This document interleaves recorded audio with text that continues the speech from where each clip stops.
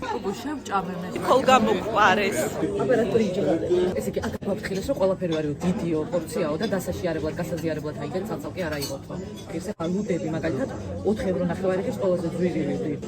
დესერტების ფასი იწყება 2.5 ევრო და ყველაზე ძვირი 7.5 ევრო. ნალექიანი კავა 2 ევრო. ეს არ უნდა ძურებოდეს ბოლომდე. აი მე 2 წუთში მოიტანეს. ძაძიკი, ეს არის ბერძნული სალათი.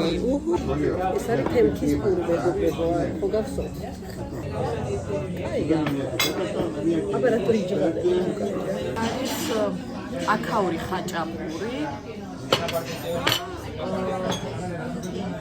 სოსიჯები, ჩემი გახსოვ ჯაგრო, იქნება არ ვარ და მე მოწამული. შენ არ ჭამო. ნელი არა. ტომატი არეული სოსიჯები. სოსისი, ტომატი, ბერძნული ხაჭაპური, ბერძნული სალათი, ქაფშია, ძაძიკი, 2 მინი დესერტი, 2 მინი კოლა და წყალი. ამ ყველაფერში 40 ევრო გადავიხადეთ, თან ვიყავით ტურისტულ ადგილას ცენტრში და ყველაფერი მართლა გემრიელი იყო. ცოტა ამათი ფახლავა არ მოგვეწონა, თუმცა არაუშავს. ესე იგი, აქ გაგვაფრთხილეს, ესე წავიკითხეთ, რომ ესაო ქარიშხალიო, თუ რაღაც სტიქია, ბარონი გვიახლოვდება. ხო და მოერიდეთ გარეთ სიარულსო და დებულთან ისედაც პიროვნებად მორიდებულები არა. არა, ხო, და რანაირად. მიჭის მორიდება. ბარონი ცუდი რატო უნდა დარწო რა ვიცი. ბარონია მაინც. დარბაისელია. დარბაისელი ქარიშხალი.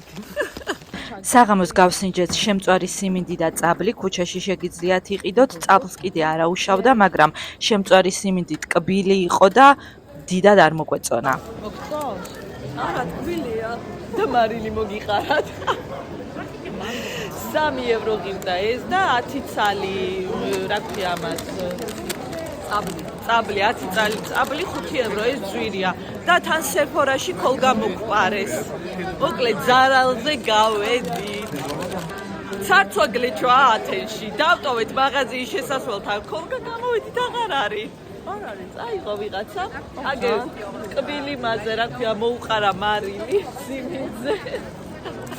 და მე კიდე 10 ცალი წაბლი შემომატენა 5 ევრო 15 ლარი მივეცი ახალთან აი მე კანო მოვედით რაღაცა ბარვის ტიპის დაწესებულებაში და პარასკევით ხო ფასდაკლება გვაქვს პარასკევს გამეო და მარგარიტათვის 5 და 50 ან მიდიაში პარასკევს ყველა რო გასართობად და ყველაზე ბევრი ალკოჰოლი რო ისმევა ამათ ტურისტულ ადგილას თან აქვს ალკოჰოლზე ფასდაკლება კოქტეილებთან ერთად ბურგერი და ფრით შევუკვეთეთ ძალიან გემრიელი